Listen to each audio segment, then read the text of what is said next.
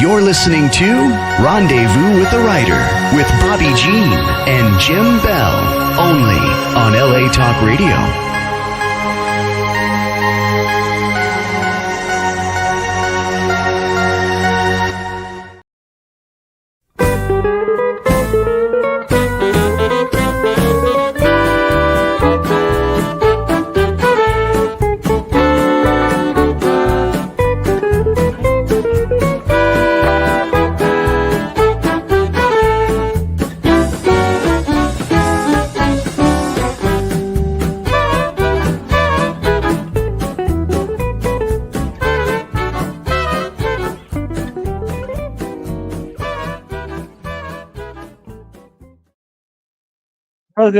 Welcome to Rendezvous with the Writer, where readers and writers meet, and story is everything.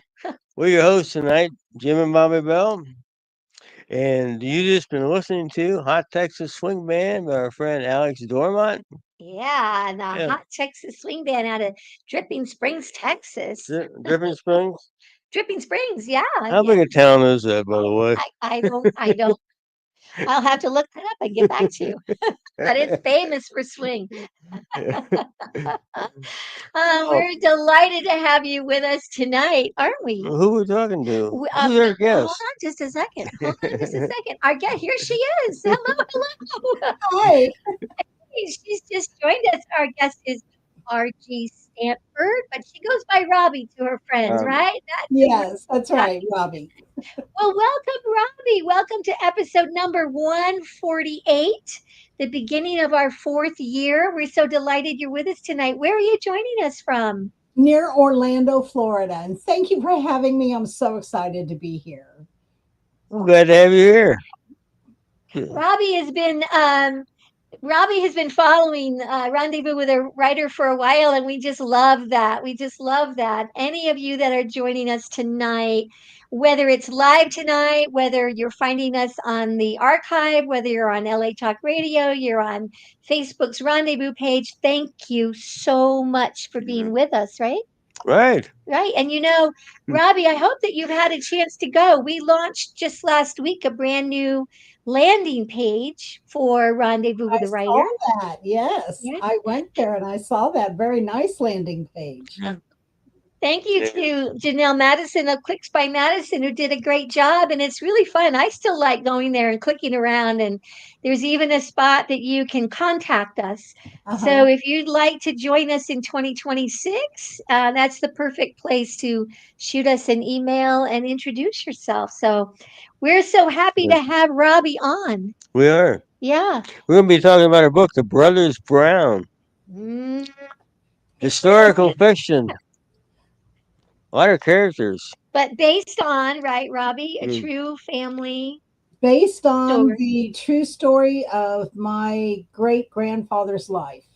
Yes. And when we say story is everything, this is exactly that. And there are lots of stories. There are complexity of stories. And it's just the beginning of a series, right? That's right.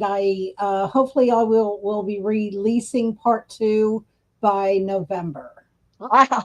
So you have to get it now and get part 1 so you're ready for part 2. Jim, do you have a bio? We have a bio. Just go ahead and get started. We have a short bio. Robbie, raised on the beaches of South Texas, R.G. Stanford has always been drawn to stories that transcend time. Though historical fiction wasn't an immediate calling, a personal journey into genealogy changed everything. With no close relatives nearby, R.G. Stanford, Robbie to her friends, turned to online resources in search of extended family. That search became a 20-year journey through genealogy websites, federal census records, the National Archives, and old newspapers. Along the way, Robbie uncovered incredible stories about her family and the people who once lived in the Choctaw Nation Indian Territory. She was a mother, a grandmother, a teller of stories, now living near Orlando. All right. Well, that sounds good, doesn't it? I never heard it read to me. Makes you want to just dig in this book and get reading. Now, we were going to ask a question. Yes, go ahead. Give us a little secret or a little story or something about you that's not in the bio. Well, my dream is to tour the castles of Europe. I Wow. want to tour the castles of Europe. As a matter of fact, I plan trips that I know I'll probably never be able to take, but I want to travel the castles of Europe. Where would you go first? I think first I would go to Ireland and start there and just spread out from there.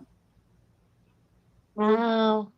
Yeah, you have a dream about going to Europe. Well, we have, the family tree, it kind of winds back and forth between France and Ireland, Right. Isles, and, You got some Scottish in your and family too. Scotland, And too.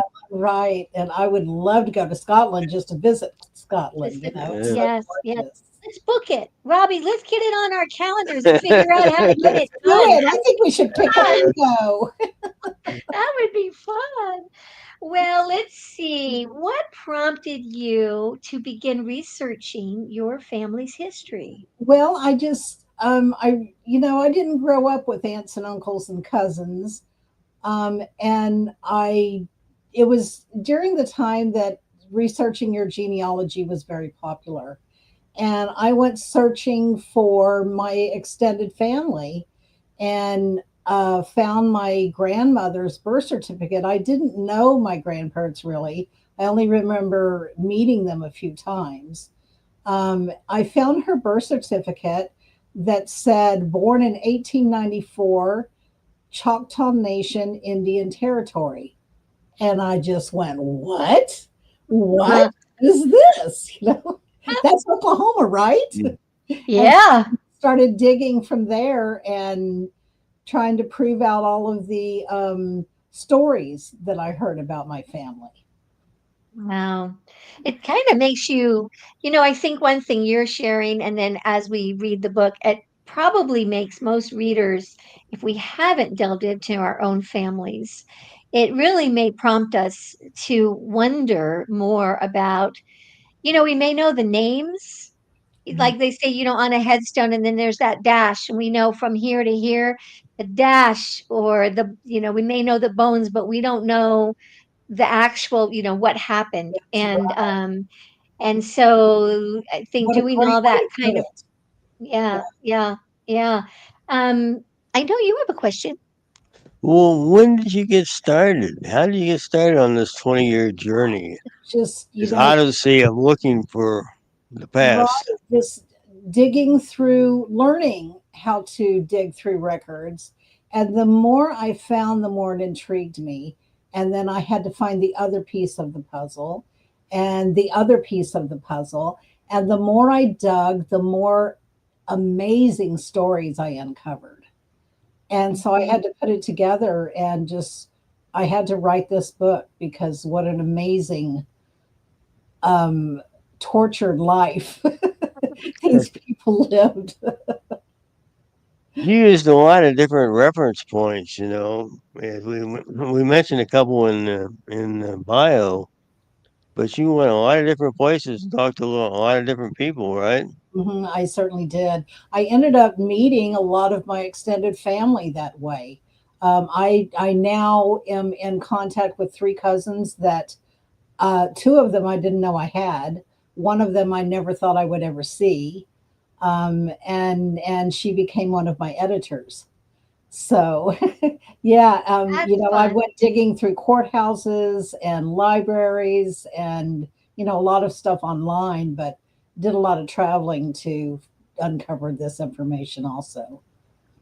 I was thinking earlier today and yesterday about your travels, and research, and I kind of envision in some cases you may be going to little towns with rundown courthouses. I can see you walking down the steps into the musty basement, cobwebs all over. You got a flashlight in your hand. You're pulling old file doors open. Taking pictures of everything, right? Yes, I took a lot of pictures of documents. Absolutely. Yeah. You mentioned the National Archive. For those of us that maybe are beginning to think, hey, that would be fun to do a little research. How easy or not easy Oh, it was is the so National Archive? it is Was so it? difficult to navigate. To find what I was looking for, I first had to call the National Archives in Dallas because that's where the majority of the records for the Choctaw Nation are held. Not all of them, but the majority of them. So thank goodness the man that I talked to was just so kind and so willing to help me, and he just over the phone guided me through how to search for records. And he said, if there's something you can't find, call me and we'll see. We'll see what else we can do. And I learned so much, but you have to save what you find because you may never ever find it again. Find it again. Yeah. There's a scene, it's not really a spoiler alert, but we're in Judge Isaac Parker's courtroom. And Mhm. we won't talk anymore about it or when it happens or whatever, but you give a really good detailed description of that courtroom. Had you been able to go there? Had you been there? I have not been there, but I've seen videos, and I had a friend go through there and take videos.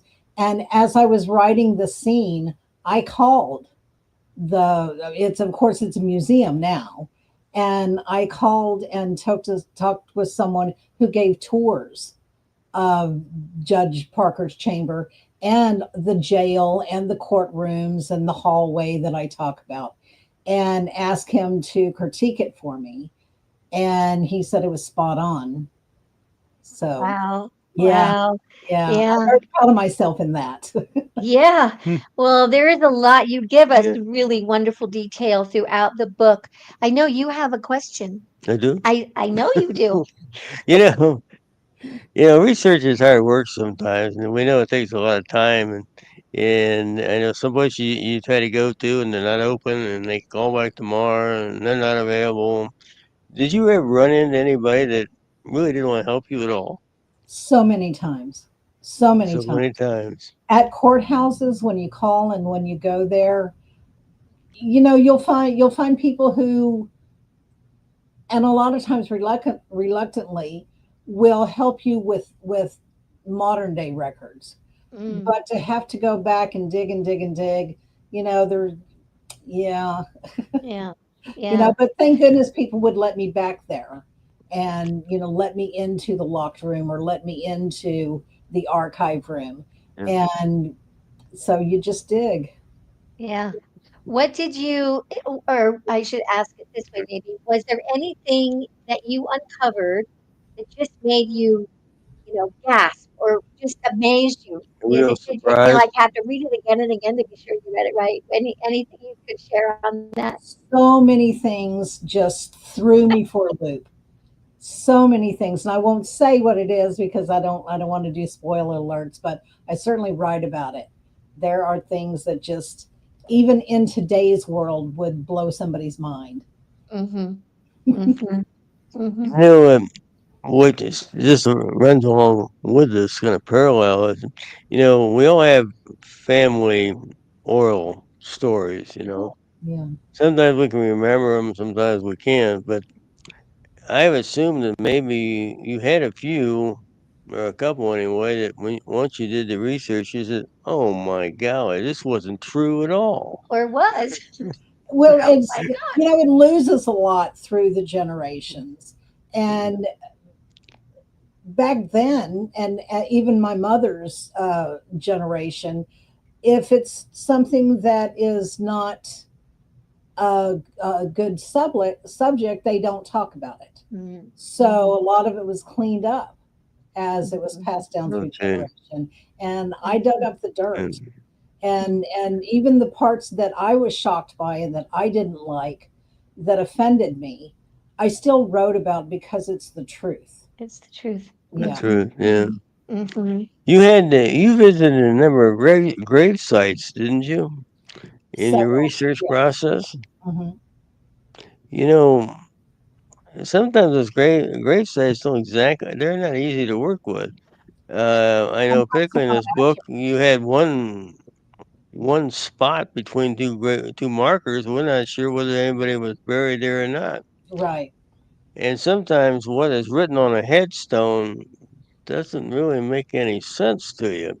That's I discovered that. Yes. It's Yeah. it's You know, kind of it's death dates and stories that go with that death date, I found out was basically right, but not right. And I would really like to go back and change that and place another grave marker there with the correct date. Hmm. Well, and I think you found a grave marker that also the name wasn't quite spelled what you there was a slight sort of typo. It needed one more letter. Yeah, Um, before we go to our first break, let's just talk a bit about the prologue because there's no spoiler alert. You open the book and right away right. there's a prologue, and we have two women in that prologue. Who are they? mm, It is Melissa, who is my niece, and Aunt Sue, who is actually me. It was me and my niece going through this journey, and what I wrote about in that actually happened. That's exactly how it happened. Oh, yeah. Well, we are talking with our featured guest tonight, Robbie Stanford, and the book is The Brothers Brown, a Family Saga Part One. And we're going to step away, Robbie, for just a moment, but don't go anywhere. Okay. We want to just call out someone that you and we have very much in common, and that is our sponsors, the Blue Cottage Agency and Clicks by Madison. Yes. You are a writer like Robbie is, and you'd like to increase your social media presence, refresh your website, or like we just did, launch a landing page or a website, our sponsors, Blue Cottage Agency and Clicks by Madison, are standing by to assist you. Here's exciting news about a new feature offered to writers, and we'll be right back. Don't go away. Authors, welcome home. Every author needs a website, a home base for their brand. Professionally showcase your books and brand with a custom website landing page starting at $369. BlueBookshelf.com. It's a great feeling to be home. Contact the Blue Cottage team today to get started. Welcome back. Welcome back to Rendezvous with the Writer. Our special guest, R.G. Stanford Robbie. Uh, We're talking about our book, The Brothers Brown. And we got a quote from that book. Before we get into it again, um, it's about one of the characters, one of the main characters. His name is Robert. And he's going to give some advice to his brothers because Robert's the oldest. Robert would give his brothers one last lesson about life. Yes, one more lesson about life, real life. Not the lessons Ma and Pa would teach them on the farm. He would show them how to be men, how to get what you wanted from the ladies, how to win in a fight, how to win at cards, even if he had to cheat. Most importantly, he would show them how to dream and dream big. A man couldn't learn that on a farm. They would need their big brother. We thought that was Robert good. was the caretaker of all of the brothers. we love Robert. Yeah. We really like all the brothers. Even, they're human. They're, Yeah, they're you very write, human. they're very human. But what's really not like, I mean, mostly what's not like to about Robert. Mhm. What's what? What's really not Not to to like like about them. Robert. Yeah, he was a charmer and and a very dramatic person. Yes. We we're going to we'll talk about probably we can't talk about this book and not talk about Robert, but in this little segment, Robbie, we're going to kind of now take for our first sort of in-depth look at the book itself. And I'll just start it by, when did you start writing it? You did research for 20 some years, but when did you I start did research for 20 something years and I started writing 3 years ago. It took me 3 years to write this book. Okay. writing?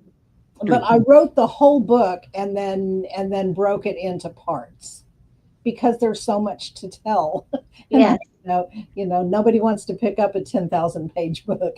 So, so I'm Yeah, breaking it into parts, into parts. Yeah. When does the story start? Why don't you give a little bit about the storyline itself? Right. So the story begins with the brothers in their youth.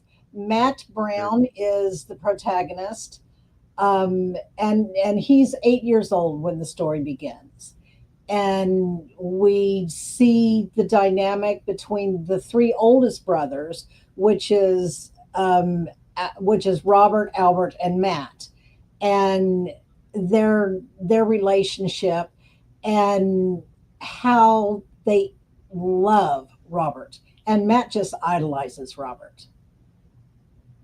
Yeah. Yeah, he really does.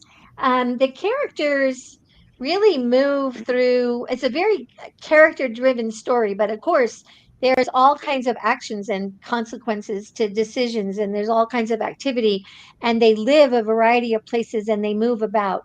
Right. You move them through this Western landscape. What are a couple of places that they kind of land and make home? Right. So they leave Tennessee as a young man. Robert leaves Tennessee and goes to work on the railroad, and he ends up in St. Louis. And then he goes into the Indian Territory working on the railroad. Matt ends up in St. Louis. Um, and then the whole family, a little bit before that, the whole family moves to Texas, and they buy a farm and move to Texas. Hmm. The family, to me, it's a tight-knit family, and they operate really well. I mean, the boy, they do their chores and they do Matt hates picking cotton, but he'll pick he'd rather not, but Yeah. they have really strong family dynamic. And Morris and Jane, the mom and dad, have a very loving, wonderful relationship. Um, they also seem to be very entrepreneurial and business minded, Yes, they right? are. Yes, sir. And Robert is also, and he'll write letters back home to dad and say, I'm here, yada, yada. And, Mhm. you come and look at this. So I thought that was very interesting.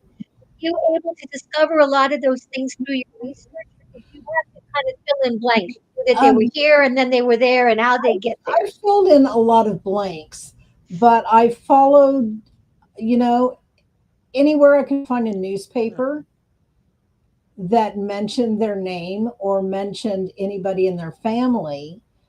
That's the setting that I used to write. And of course, I had to make a lot of it up, deciding how and why and what happened when they moved.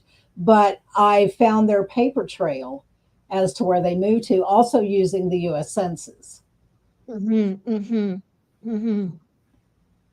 We have some subject matter, different subjects here in the book. One's about the Civil War. That we kind of crossed through that. Robert's father, Morris. I guess that Yeah, was a real traumatic thing for Yes, him. yes. it was. He was a young man when he fought in the Civil War.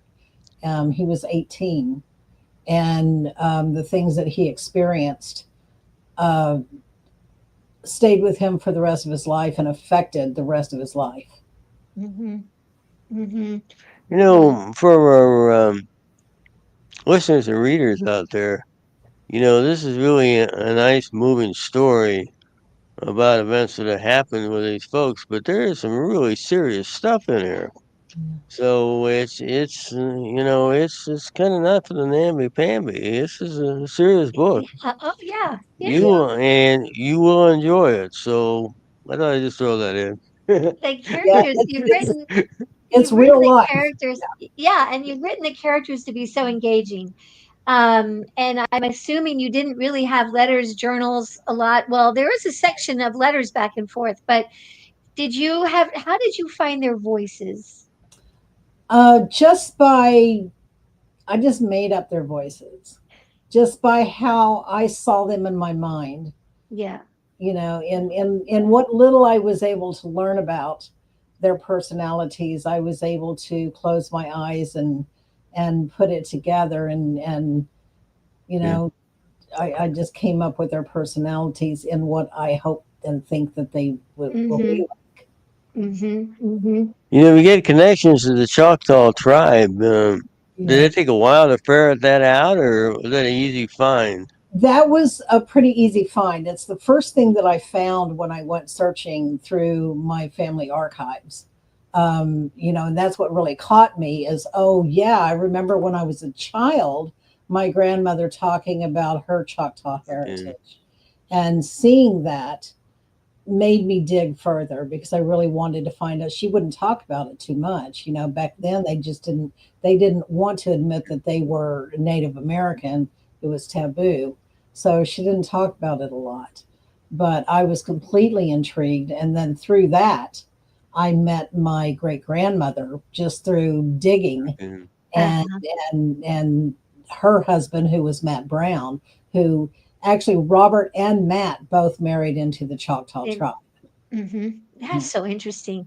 There's before we take our next break, we just have to call this out. So poker plays a kind of a poker and whiskey kind of Mhm. play an important role in this book, and it's kind of hard to see. But Jim, I do want to, because you're wearing this That gorgeous is shirt so cool. that has playing You want to cards, talk about dealing some cards here? That dealing is some. so great. Does he have a good hand on there? So can you want to just take a quick moment to just sort of, what is it about? And do you play poker? You write a lot of poker scenes. Kind of how did you go about I that? do not play poker. Honestly, I know nothing about poker. But my son-in-law, he loves to play poker and he likes to play these tournaments. So I really Oh, Okay, yeah. train, and I even forced my family to sit down and act out the scene and make sure it was right with him there, oh, to make sure good. that the everything was right, the draws, the hands, the what would happen Oh, next. So thank goodness I had him, or I wouldn't have been able to write those poker scenes. yeah. Is the specific scene you're talking about the one with Duncan, or is it because we have a few poker, but Yeah, that's a great I had scene. my I had my That's kids sit around the table with me, and we everybody had their character, and we acted it out. And that's a good. We don't play. I wouldn't know, except when you watch TV and you see, you kind of see how it goes. So I could sort of get it. But boy, you You give don't us play the cards very often? no. We should play. Bring your money. I play solitaire. I play solitaire. That's what I play. It's about all I do. We are going to take another quick break, Robbie, and we're going to just step away to tell you, our listeners and watchers, about places that you can order the books of many of our author guests. And a few of you have been ordering books, and we really thank you. You can find their books on our Out West Shop affiliate page on bookshop.org. And when we come back, we're going to meet more of the characters from the Brothers Brown. Don't go away. We'll be right back. Story is everything. Find a great one on Out West Shop's bookshop. Go to outwestshop.com. Find books and CDs on the menu. Choose Shop Out West on bookshop.org. Browse through featured authors on Rendezvous with a Writer. Explore curated book lists and our featured picks. Add in note cards, calendars, and jigsaw puzzles. One-stop shopping for great gifts. Use the search box to find thousands more titles. Make the switch. Your purchase supports us as independent booksellers. That's our story. Welcome back. Welcome back to Rendezvous with the Writer. Our special guest, Robbie Stanford. We're talking about a book, The Brothers Brown. Part one, Family Saga, part one. These characters, obviously some of them, most of them are probably real. Maybe you thrown in a couple you made up, but did they ever surprise you? I suppose you found a lot of surprises, actually. They all surprised me. They all surprised me. And yeah, each and every one of them surprised me. Some of them so much so that they were really hard to write. Okay. Oh, that's interesting. Did any of them say to you as you were writing them, Robbie, I wouldn't say that, or Yes. Bobby, can you make me look a little better? Can you give me, can you not give me that bow tie? Can you, Uh-huh. did Yes, they talk yes, to you they like that? did. Huh? Yes, they Uh, did. They certainly did. They became real in my head, and yeah. and they kind of took over. And more characters than not told me what to do and how they would have said something or what they would have worn.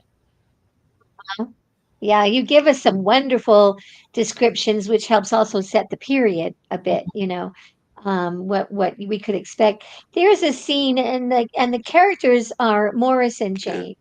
And there is a scene, and it is raining, raining, raining heavily. And they own a hotel. And just very brief, because we really get their hearts in this scene.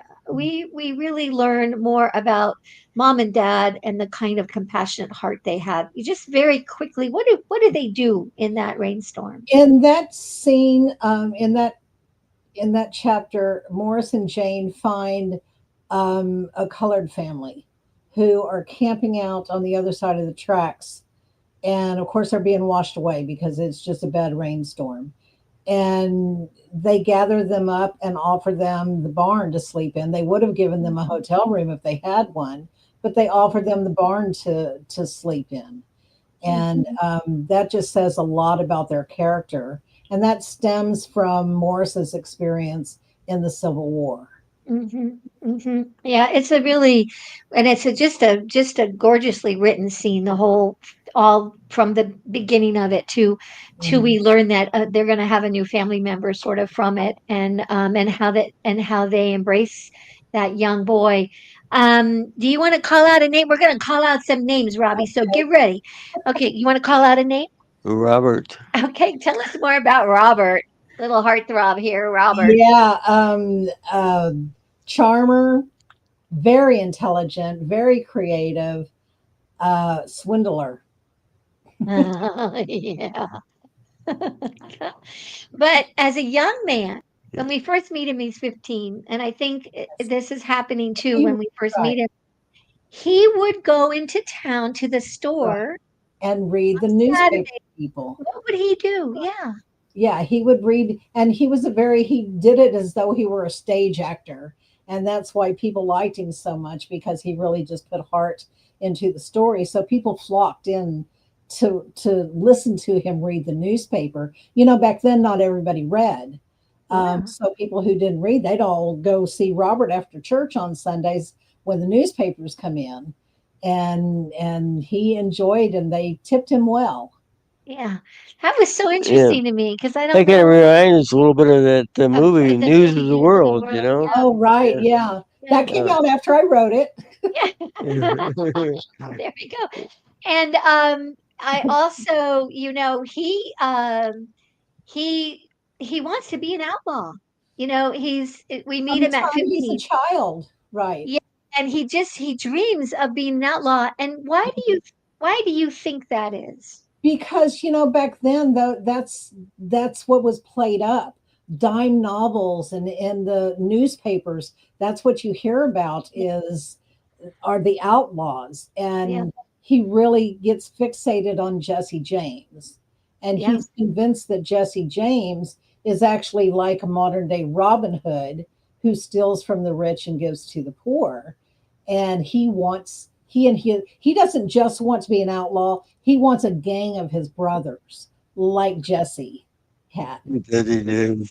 he Yeah. Right. figures out each one based on kind of their strengths at this time in their young life.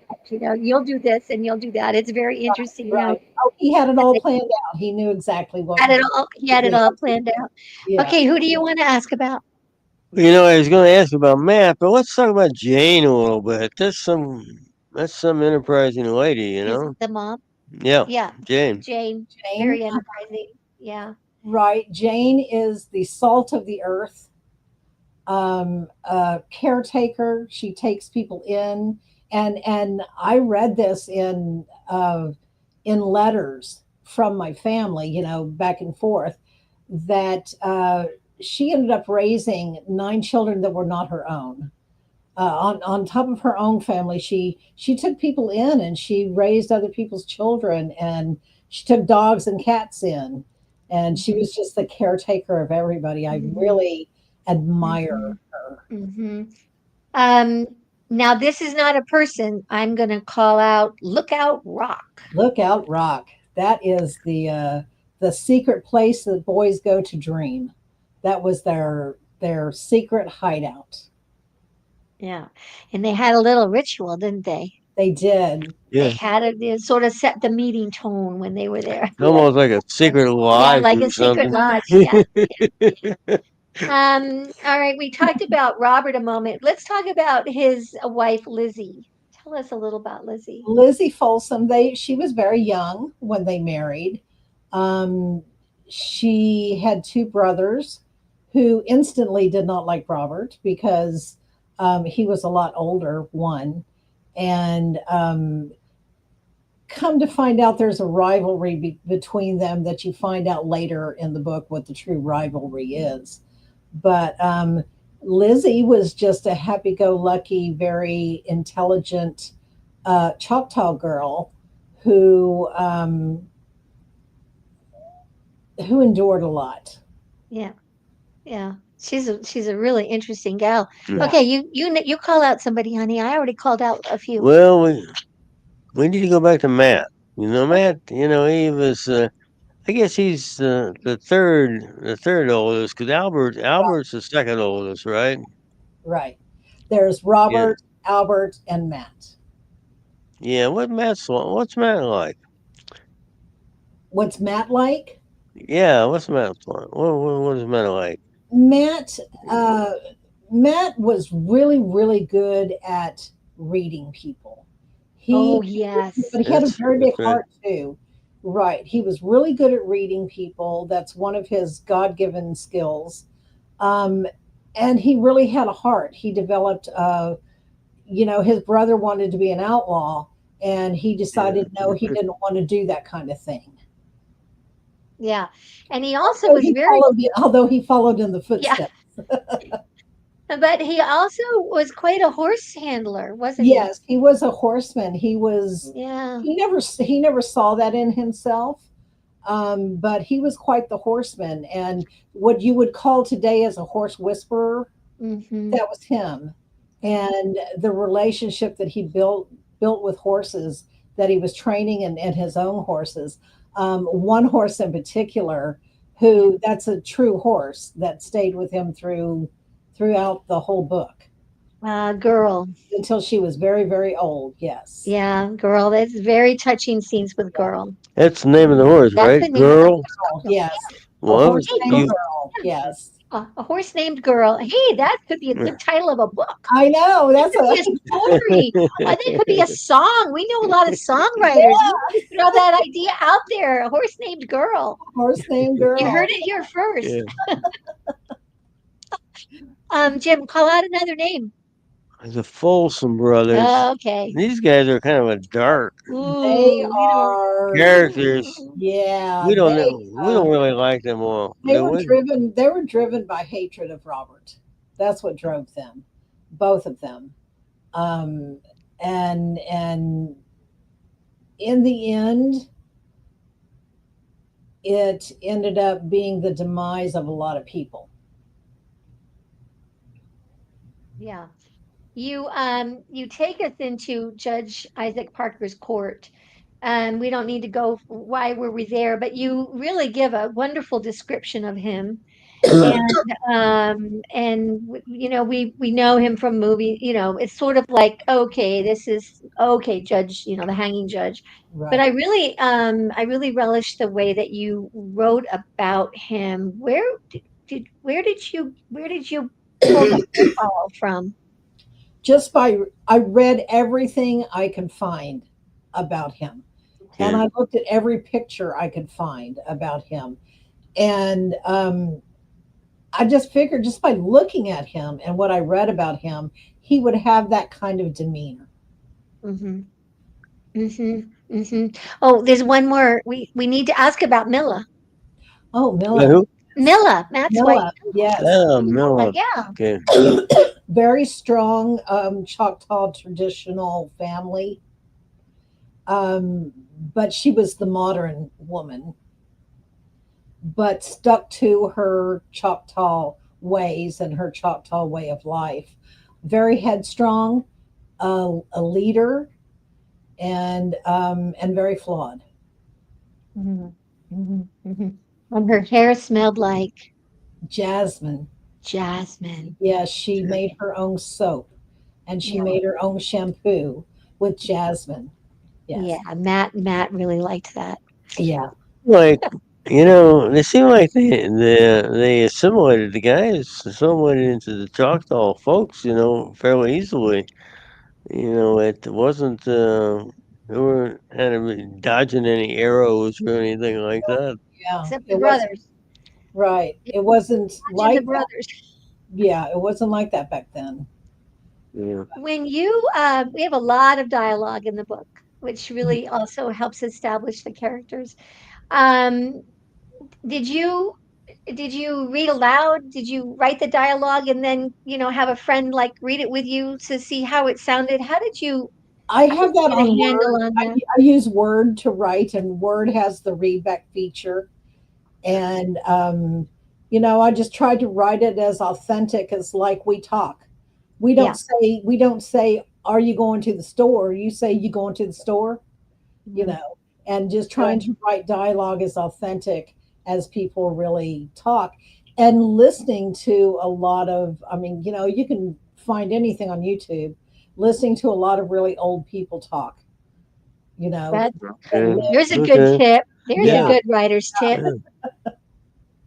We're going to step away. I'm just looking at time, Miss Robbie. We're going to step away for a moment to hear from another of our sponsors, and that's Jim and me. And it's our business, outwestshop.com. Take a listen, and when we come back, we're going to find out what's Robbie up to next. Don't go away. We'll be right back. Here at the Out West Shop, we're passionate about the American West, the truth and the myth. We're purveyors of fine Western goods. We scout for unique and distinctive apparel, accessories, home decor, and general merchandise that are a reflection of the Western lifestyle. We hunt for unique artisans and craftsmen who are inspired to create decorative art you can wear based on their own love for the story of the West. We round it up and bring it to you. Check out OutWestShop.com when you need anything Western. Welcome back. Welcome back to Running with the Writer. Special guest, Robbie Stanford. We're talking about the book, The Brothers Brown. Did we want to ask you, when you write, do you have a favorite place to write? You have a time of the day? You have a set program, or you just write when you can? I just write when I can. I work full time, so I write in the evenings and weekends. I can hide myself away all weekend and never leave the house because I just Okay. write all weekend, and I love it. I just have my quiet little office back here, and I just have silence, and I write. I wondered if you sometime listen to period music just to help you get like, what would it be like in that Yes, saloon? I'll put a little, you know. right. When I'm writing scenes that have dialogue, I do not. But when I'm writing scenes that depict that I'm describing the area, or if I'm describing the night sky, that kind of thing, then yeah, I'll have period music on. It helps so much just to get into that mode, and then in Okay. my mind, I can think about what I would be Yeah, seeing listening to this music. yeah. Mhm. So, Robbie, what's next?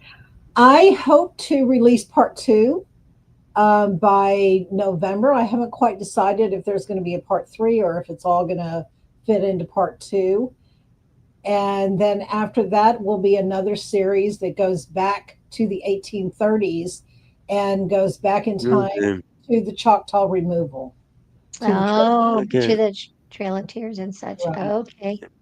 And where Where can we find you? where can we find you? My website, RG Stanford at wordpress.com. And you can always find me on YouTube. YouTube is where I post all of my videos, my promotional videos, and Facebook also. Yeah. Yeah. And to get the book, where do they go? Amazon. Okay. Very good. Okay. And I know I had one more question for you, but now it's just like flew right out of my mind. Well, Jim, why don't you go ahead with your quote, We can and maybe quote. my Then we question can will go back. come back to me. Yeah, but Yeah, you go ahead with your quote. we have. We call that quote number 2 here. Yes. We were talking about Robert and Robert's teaching and leading his brothers, and he had a final lesson, and this is what he told them. I taught him. Robert looked at the faces of his brothers, their eyes wide in anticipation of his next word. All ladies like sweet talking, but you gotta mean it, not just say the words. You gotta really feel it. Girls will know when you're not genuine. If they smell nice, tell them. Tell them if they're pretty, or if you like the color of their dress, or something like that. All 3 boys hung on every word, nodding their heads and understanding as if they were truly men of the world. Lots of Yes. really wonderful things to quote from this book, Yeah. The Brothers Brown. You know, I know, Robbie, what I was going to ask. We rarely have the time to do this, but I will ask, do you ever have what is called writer's block? And if you do, how do you get around it? And if you don't, what do All you the think about time. it? All the time when I'm thinking about my next scene, what I want to do, how do I want to portray it, what I do is I go for a drive. Oh, And for some reason, driving opens it up. A lot of times I miss my exit or I end up somewhere and go, where am I going? Because I'm not really paying attention. I'm thinking about what I want to write. And I will even not open up my phone, but click it on my steering wheel and send messages to myself, wow. send Uh-huh. memos to myself about it, Yeah, so you can remember yeah. what I was just You, thinking of, right? is there anything wonderful that you're reading right now?